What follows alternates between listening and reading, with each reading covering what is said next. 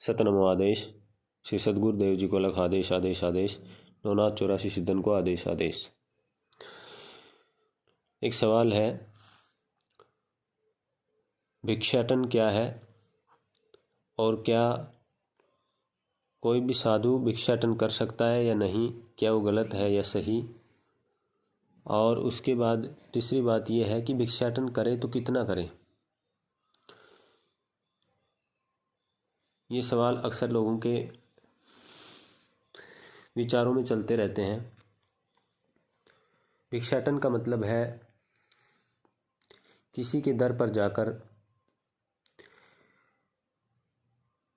भिक्षा मांगना।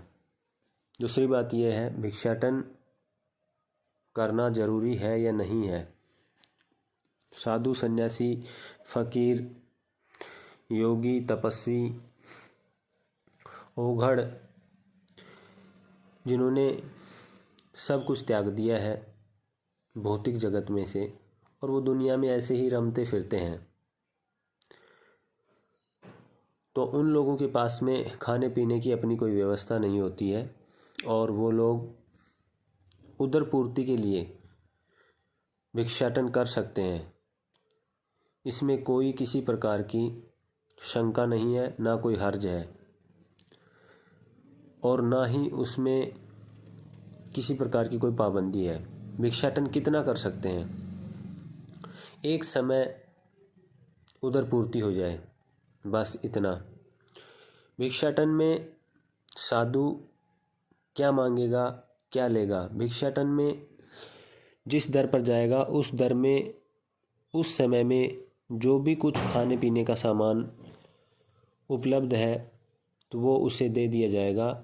अगर आटा मिल गया आटा, अगर रोटी मिल गई रोटी, चाहे वो 1-2 दिन की पहले की है, चाहे वो ताज़ा है, चाहे वो सब्जी है, चाहे नहीं है, रूखी सूखी कैसी भी है, उससे साधु को, भिक्षाटन करने वाले को कोई फ़र्क नहीं पड़ता है। उसे ये मतलब नहीं है कि ये चुपड़ी हुई है या नहीं, गेहूं की है या बाजरे की, मक्की की है या ज्वार की या किसी और आटे की, या फिर सब्जी कैसी है कैसी नहीं, वो किसी चीज़ में कोई फ़र्क नहीं करता है। उसको सिर्फ़ और सिर्फ अपनी उदर पूर्ति के लिए भिक्षाटन करना होता है।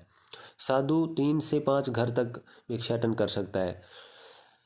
अगर उसकी एक ही घर में उदर पूर्ति का भिक्षाटन में उसे आटा, चावल, गेहूँ, दाल जो भी मिल गया है तो वो बस वहीं से वापस हो जाएगा। और नहीं तो वो 1 के बजाय 2 मांग सकता है, 2 के बजाय 3, 3 के बाद में 4, 4 के बाद में 5। अगर 5 घर जाने के बाद भी उसे भिक्षाटन में कुछ नहीं मिला तो वो वापस चला जाएगा और आगे जा कर के वो किसी से भिक्षाटन करेगा भी नहीं, किसी के दर पर नहीं जाएगा, फिर अगले दिन ही आएगा। एक दिन में सिर्फ 1 बार भिक्षाटन करता है, उसके बाद नहीं। इसके बाद में उसे किसी पैसे की, किसी और चीज़ की ज़रूरत नहीं है। कह सकता है अगर उसको कोई चीज़ की ज़रूरत है, जैसे बहुत ज़्यादा सर्दी है और कोई पूछ लेता है कि बाबा क्या कंबल चाहिए, तो वो कह सकता है कि हाँ अगर उपलब्ध हो तो दे दो। लेकिन उसे ये नहीं मतलब है कि वो पुराना है या नया, उसे ये नहीं मतलब है वो कितने पैसे का है, कौन सी कंपनी का है। उसे तो सिर्फ सर्दी से बचना है। उसके बाद में उसे जूते कपड़े जो भी कोई देना चाहता है तो दे सकता है, नहीं देना चाहता तो उसे कोई फ़र्क भी नहीं है, क्योंकि वो इन चीज़ों से बाहर हो चुका है, इन्हें त्याग चुका है। तो भिक्षाटन दर दर जाकर भिक्षा लेना उदर पूर्ति के लिए अपनी बहुत ज़्यादा ज़रूरी जो चाहत है, जिसके बगैर शरीर को नुकसान हो जाएगा। अगर शरीर नहीं तो साधना कैसे करेगा, बस उसके लिए कर सकता है। तो भिक्षाटन है दर दर जा कर के, किसी भी घर पर जा कर के भिक्षा मांगना। भिक्षाटन साधु कर सकता है, नहीं तो कर सकता है। कितना कर सकता है, 3 या 5 घर में, उससे आगे नहीं।